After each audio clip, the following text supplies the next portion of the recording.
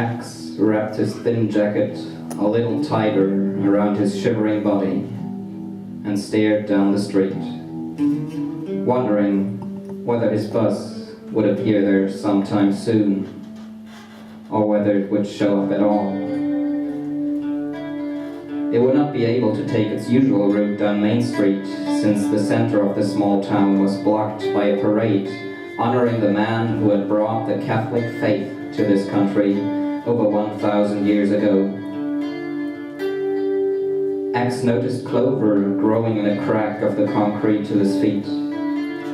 He picked it up and pulled out the 3 green leaves that St. Patrick had supposedly used to explain the Holy Trinity to the inhabitants of this island. In the name of the Father, the Son, and the Holy Spirit, X mumbled, and wondered whether centuries of violence could have been avoided had the missionary never set foot on the green shores of this land.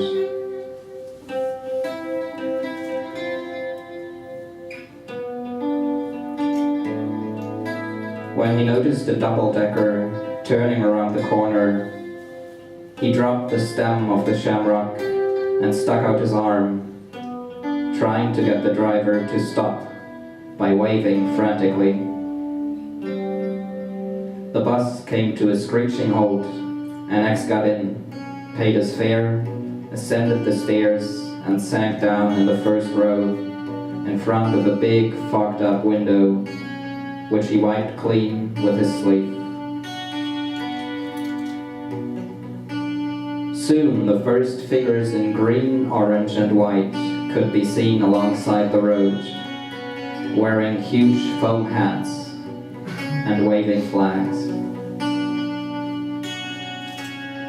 The bus had to stop when the procession decided to cross the road in order to get to a pedestrian bridge that led across the highway ahead.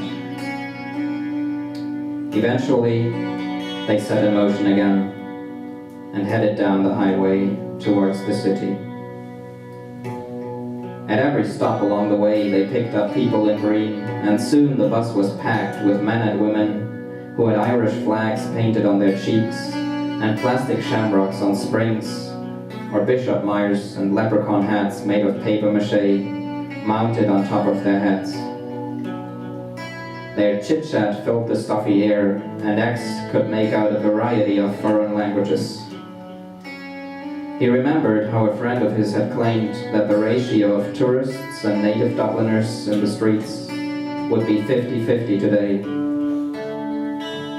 When X looked around now, he wondered whether it wasn't skewed even further in favor of foreign spectators. Their coach passed the airport, and more drunken hordes crammed into the aisles and seats behind him. When the bus approached the city center, their bawling mixed with the sound of sirens and alarms that echoed through the wet gray streets. X felt the vibrations of his phone in the pocket of his torn black jacket, and when he got it out, he found a message from his friend D on its shattered touchscreen. "I think I'm going to stay in the shelter of my home today. If you want to, you can come by for dinner around 5 p.m.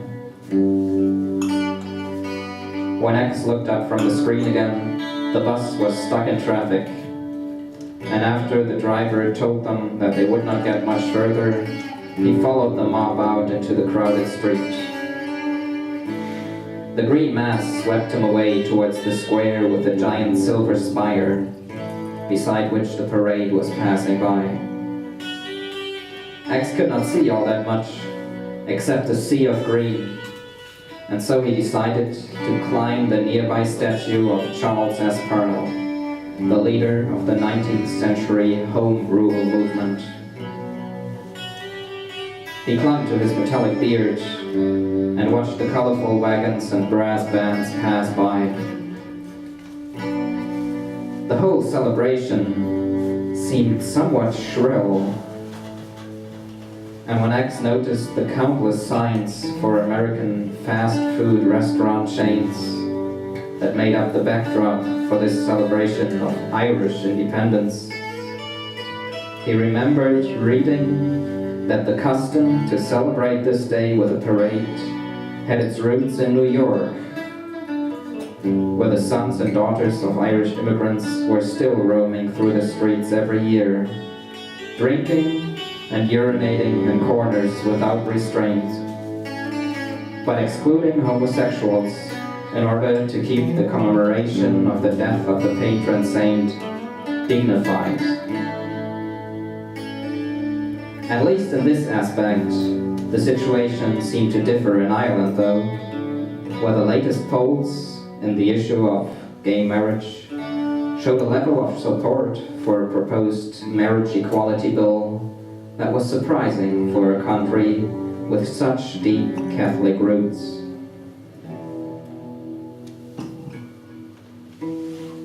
The parade was followed by a swarm of ambulances and policemen, and although they did not seem all that concerned with X's position on top of the statue, he decided to climb down again.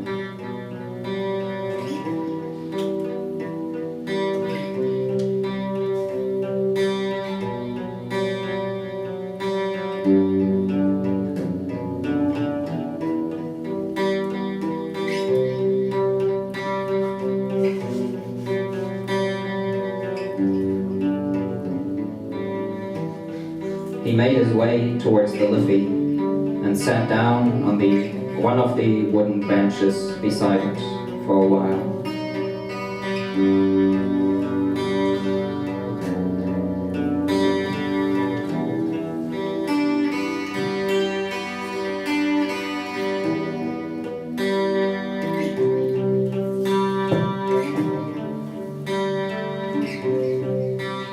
Suddenly, he heard a scream, and when he turned around, he saw a heavy-set, intoxicated man lying on the pavement.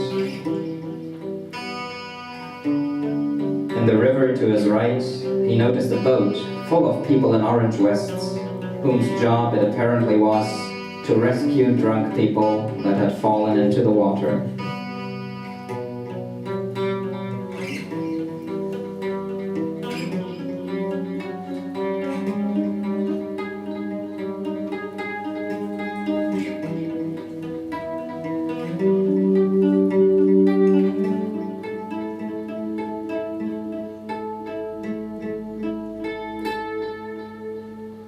When X got up again and walked past Trinity College and down Grafton Street, he saw two other men who were apparently already too drunk to walk, falling down and taking a few unassuming bystanders with them in the attempt to cling to them for stability. Countless street musicians and showmen in colorful costumes stood in front of the expensive shops and restaurants and tried to catch the attention of the crowd. Among them, a few men were holding up signs that had the name of their Messiah on them. But most of the intoxicated, fun-seeking people that passed them did not seem too interested in what they had to say, even those wearing Catholic hats in orange, white, and green. X wondered whether the patron saint of this country had been a connoisseur of alcoholic beverages as well, or whether he was rotating in his grave in agony right now.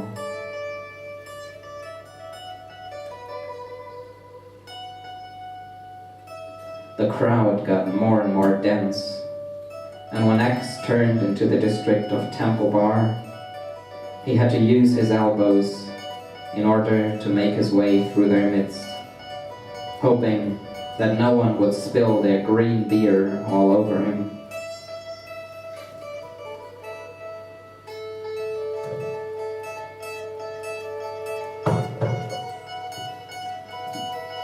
A few men and women in uniform tried to keep the situation under control, though without much success. Two of them had cornered a man whose attire resembled that of a druid. Under his vehement protest, they searched his green cloak for drugs, finding plenty.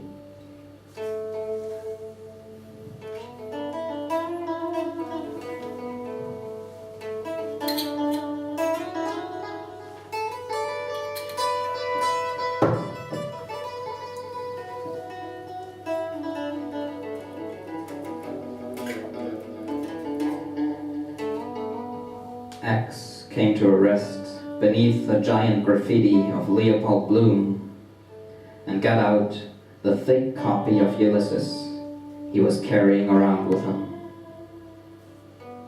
By now he had reached a chapter that was written exclusively in the style of catechism, listing questions and answers like,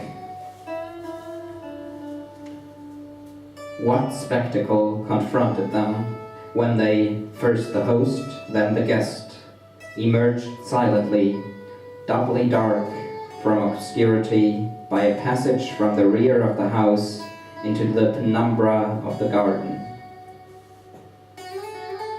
The heaven tree of stars, hung with humid night blue fruit.